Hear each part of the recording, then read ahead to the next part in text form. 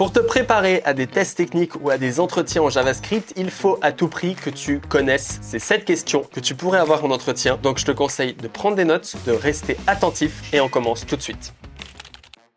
Quels sont les HOF en JavaScript et donne-moi un exemple. Les HOF, c'est un terme qui veut dire High Order Function. C'est un terme un peu compliqué, juste pour dire une fonction qui prend en paramètre une ou plusieurs autres fonctions et ou retourne une fonction. En JavaScript, les fonctions sont des objets. Par définition, elles peuvent être passées en paramètres exactement comme un objet, comme un tableau, comme une string ou un number. C'est pour ça qu'on va pouvoir créer des fonctions qui prennent en paramètre d'autres fonctions pour gérer de la logique. Il faut savoir que les HOF t'en utilisent tous les jours. Par exemple, ici, j'ai un tableau number et là, tu vois que je déclare une fonction square qui est une arrow function comme tu peux le voir ici. Et ensuite là, je viens faire number.map et je passe en paramètre de .map comme tu peux le voir ici. Je lui passe la fonction square. Et donc, j'ai une fonction, map c'est une fonction, et à cette fonction, je lui passe une autre fonction square. Et donc ici, la méthode .map est une HOF. Si je voudrais recoder une HOF, ça représenterait à peu près ceci. Ça va prendre une fonction callback en paramètre avec ma fonction custom map. Et dans ma fonction, tu vois que j'appelle la fonction que j'ai reçue en paramètre, ce qui me permet ici, dans l'utilisation par la suite, de pouvoir passer des fonctions square qui viennent multiplier par au carré un nombre. C'est quoi les arrow functions et donne-moi une différence principale entre les arrow functions et les regular functions. Les arrow functions ont été introduits depuis ES 6 et c'est principalement en fait une manière plus concise de déclarer des fonctions. En clair, ce qu'on a fait avec les arrow functions, c'est qu'on a supprimé le keyword function et on est passé de cette syntaxe là à cette syntaxe là. Comme tu peux le voir, on supprime le keyword function. À la place de juste écrire ici comme ceci, on vient rajouter un égal et une flèche, ce qui nous permet de déclarer une arrow function. Aussi, les arrow functions nous permettent de supprimer les brackets. Tu vois que normalement, tu dois faire return comme ceci. Avec les arrow functions, on peut supprimer ça, supprimer les brackets comme ceci. Et là, on fait ce qu'on appelle un implicit return. Et quelle est la différence entre notre arrow function et notre regular function? Une différence principale, c'est ce qu'on appelle le hoisting. Une regular function, je peux l'appeler même avant qu'elle soit déclarée. Tu vois qu'ici, je peux appeler regular function. Et si je fais console.log de regular function avec 4, on peut bien voir que ça fait 16, ça veut dire que ça fonctionne. C'est parce que les fonctions régulières comme ceci, elles vont être déplacées en haut du script lors de l'exécution. C'est-à-dire que toutes les fonctions régulières, quand JavaScript exécute ceci, il vient les supprimer et les déplacer tout en haut, dès les premières lignes. Alors que les arrow functions, comme tu peux le voir ici, si j'essaie d'appeler l'arrow function ici, ça me dit que je ne peux pas accéder à cette fonction avant qu'elle soit initialisée. Parce que les arrow functions n'implémentent pas ce concept de hoisting. Regarde ce code et dis-moi quel log sera exécuté en premier. Je te laisse 5 secondes pour réfléchir et on se retrouve pour la solution. C'est parti. Pour comprendre comment ça fonctionne, il faut comprendre quelques mots importants. La première, c'est la call stack. Quand JavaScript va lire ton fichier, avant d'exécuter les choses, il va déjà les déplacer dans la call stack. Notamment, si tu as des fonctions qui appellent d'autres fonctions, etc., ça va les mettre dans la call stack pour savoir dans quel ordre il doit les appeler. Ensuite, il y a la Web API. La Web API va correspondre à tout ce qui est set timeout, promise, etc. La Web API va définir quel behavior ça va avoir. Puis ensuite, on a deux queues. On a la task queue qui va comprendre tout ce qui est un rapport avec set timeout, set intervalle et d'autres choses. Et on a la micro task queue qui va contenir tout ce qui est then, callback, etc., etc. Puis on a l'event loop qui va venir dépiler les queues qui sont juste ici quand la call stack est totalement vide. On va attendre que la call stack soit vide pour venir exécuter ce qui s'est placé dans la queue. Maintenant, on va avoir le script qu'on a juste ici et on va venir log chacun des éléments. Première ligne, on a ce console log 1 et lui, il va se mettre dans la call stack. Il va immédiatement s'exécuter parce que c'est synchrone et il n'y a rien d'autre. Donc il va venir exécuter en venant sortir de la call stack notre console log 1, ce qui fait que la première log,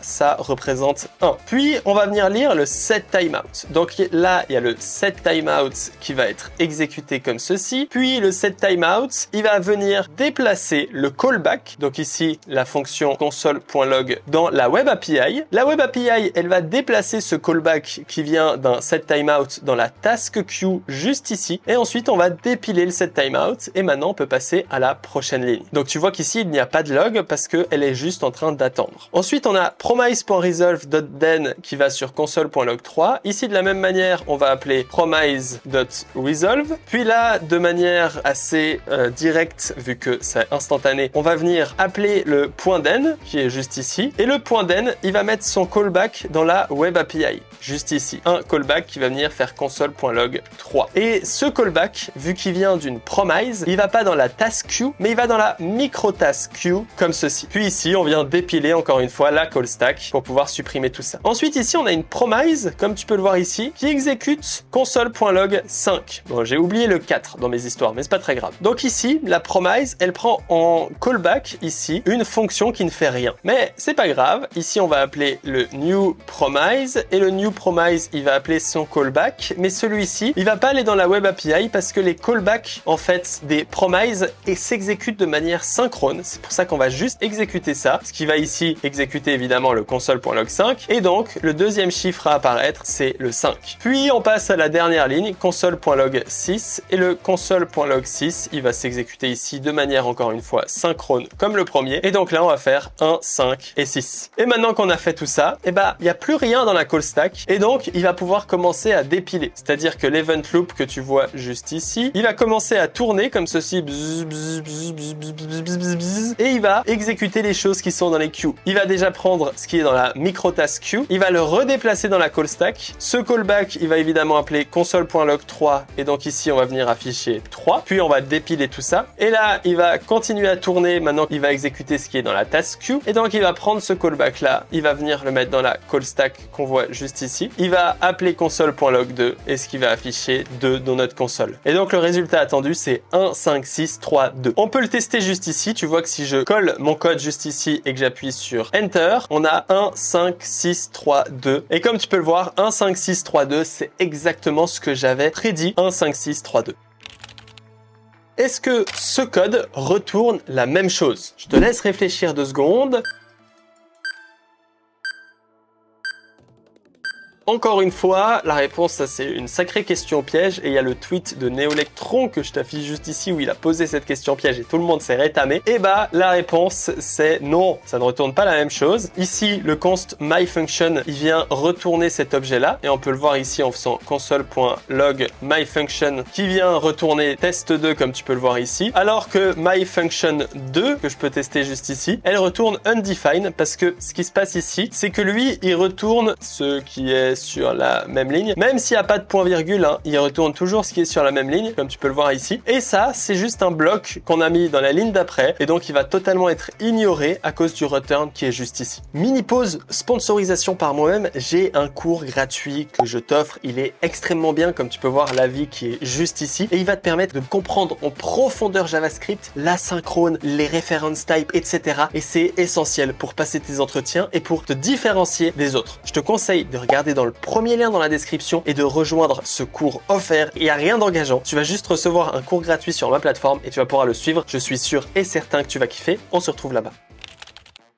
Quelle est la différence entre nul et undefined? J'ai fait une vidéo qui est juste ici où j'y réponds entièrement, mais on va faire un petit résumé ici. Undefined, ça définit qu'il n'y a pas de valeur, que c'est pas défini, que personne l'a encore défini, alors que nul définit spécifiquement qu'on a décidé qu'on ne voulait pas mettre de valeur à l'intérieur. Comme tu peux le voir ici, par défaut, quand tu déclares une variable, elle est undefined, parce qu'elle est pas définie, tout simplement comme on l'entend undefined, pas défini. De la même manière, si tu déclares une fonction que j'appelle sans argument, bah tu peux voir que s'il n'y a pas d'argument, bah c'est undefined par défaut. Et donc undefined permet vraiment de nous indiquer, là, il n'y a personne qui a défini une valeur. Alors que nul, ça voudrait spécifiquement dire, ok, cette variable, elle est nulle jusqu'à que l'utilisateur, on pourrait faire user change username. Quand l'utilisateur, il vient modifier son username comme ceci, et ben on sait que c'est quelqu'un qui l'a modifié. C'est pas le programme qui est par erreur a mis quelque chose comme étant undefined, mais c'est vraiment une valeur nulle qui veut dire qu'il n'y a pas de valeur, explicitement. C'est pour ça d'ailleurs qu'en Postgres, t'es dans les bases de données, il n'y a jamais de undefined, parce qu'une valeur, elle peut pas être undefined, elle ne peut que être nulle, parce qu'une valeur, elle ne peut pas, sans faire exprès, pas avoir à être définie, on est dans une base de données. Nul, ça veut vraiment dire, cette valeur est vide, et c'est normal. Undefined, ça veut dire, cette valeur est vide, et peut-être qu'il y a un problème.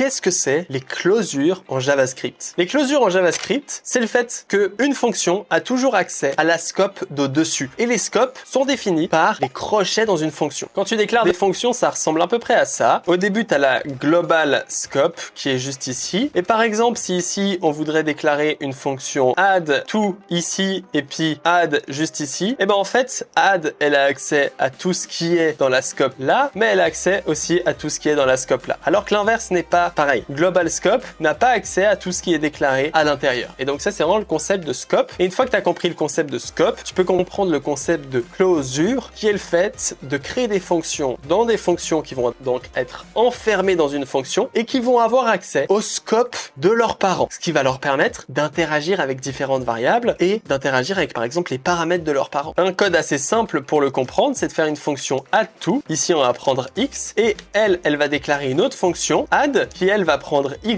et qui va retourner x plus y. Finalement, moi je retourne add et donc ici je vais pouvoir faire add to 10 comme ceci et là je vais pouvoir faire console.log add to 10 3, ça va faire 13 comme tu peux le voir juste ici, ou console.log add to 10 10, ça va faire 20 et on va toujours additionner avec la base 10. Et d'ailleurs là je pourrais faire aussi console.log add to 10 3 et donc là ça fait bien 13 parce que ça a additionné 10 et 3. Et là il faut savoir que du moment que ici il y a une référence à add to 10, et ben cette fonction existe avec ici en paramètre 10 et ce qui va faire que cette fonction elle va toujours retourner x, y valeur plus x. Et on peut voir visuellement ces scopes. Si ici je déclare ma fonction dans mon terminal Chrome et qu'ici je fais const add to 10 est égal à add to de 10 et que je fais console.dir de add to 10, et ben tu peux voir qu'ici on voit que ce qui est à l'intérieur de add to 10 c'est une fonction add, et là quand tu ouvres la fonction add, tu peux voir notamment le paramètre scope qu'on voit juste là, et on peut voir qu'elle a accès à 3 scopes. Elle a accès à la scope global. Global, ça contient window, alert, blur, local storage, tout ce que tu connais. Elle a accès à la scope script. Script, en fait, c'est le local script où je suis actuellement, c'est-à-dire la console. Et elle a accès à la closure. Et donc là, tu vois ce terme closure, add to, c'est-à-dire qu'elle a accès à la fonction add to. Et qu'est-ce qu'elle a accès dans cette fonction add to? Elle a accès au paramètre 10, x de point 10 que tu vois juste ici. Et c'est pour ça qu'ici, je peux faire x plus y parce que ma fonction addTo, elle a bien accès au paramètre 10.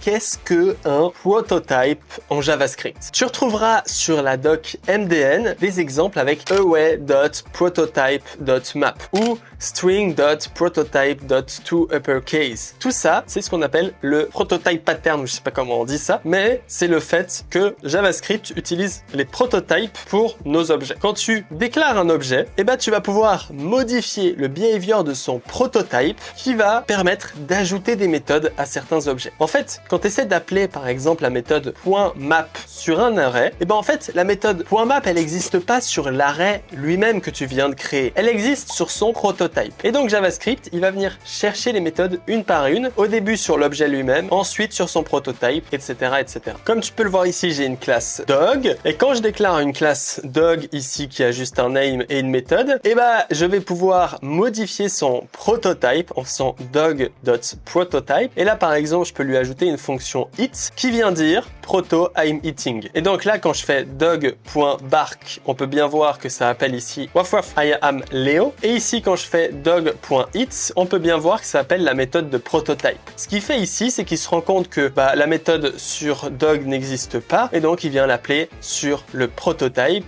qui est ici eat. De la même manière, quand tu déclares une string, ici je vais faire const str est égal à hello world, et tu peux voir que ici j'ai juste déclaré une string. Ma string elle a pas forcément de propriété ni rien. Mais là je peux faire string.toUpperCase. Et là quand j'appelle ça, ici évidemment si je fais un console.log comme ceci, et on peut voir que ça fonctionne. Et si ça fonctionne, c'est parce que on vient taper sur le string, parce que JavaScript va wrapper ceci dans un objet string .prototype.toUpperCase. Et tu vois que là d'ailleurs je peux modifier cette méthode et par exemple je pourrais return 10.replace tous les h par des p. Et donc là tu vois que j'ai modifié la méthode toUpperCase uppercase et je viens de remplacer le H par le P et ça fait assez ironiquement Hello World. Ne jugez pas cette phrase. Ce n'est pas fait exprès. Voici en clair pour ces prototypes, c'est un peu plus compliqué que ce que j'explique ici. On va dire que c'est la base pour montrer que tu as compris un peu à quoi ça servait. Après, faut pas hésiter à taper sur MDN. Il y a une super documentation de prototype ici que tu peux même retrouver en français. Et ce qu'il te dit ici, c'est ce que je t'expliquais. Si la propriété ne peut pas être trouvée dans l'objet lui-même, la propriété va être cherchée dans le prototype. Et si la propriété ne peut toujours pas être trouvée, on va chercher dans le prototype du prototype jusqu'à qu'on ne trouve plus. Et c'est pour ça que quand tu tapes myObject.toString, il va chercher la méthode toString dans myObject. Si elle n'existe pas, il va chercher la méthode du prototype mapObject de toString et s'il arrive à la trouver, il va l'appeler. Et après, avec ça, il y a plein de concepts qui va comme le principe de shadowing que tu vois ici. Bref, je te conseille de lire ça, c'est super intéressant pour mieux comprendre comment fonctionnent ces prototypes. Merci d'avoir regardé cette vidéo. N'hésite pas à lâcher un commentaire comme quoi merci Melvin, j'ai jamais compris comment ça marchait ça. Ah, j'ai fait un raccourci clavier. C'est génial, etc., etc. Ça me fera super plaisir. Je lis tous les commentaires, je réponds à tout le monde. Donc, merci à vous tous. Like cette vidéo, partage-la à toute ta famille, surtout à ta mère qui fait pas de JavaScript parce que c'est super important. Tu mettras un commentaire. J'ai partagé à ma mère dans la description pour me dire ça. On se retrouve pour une prochaine vidéo. Je te dis à très bientôt. Ciao, ciao.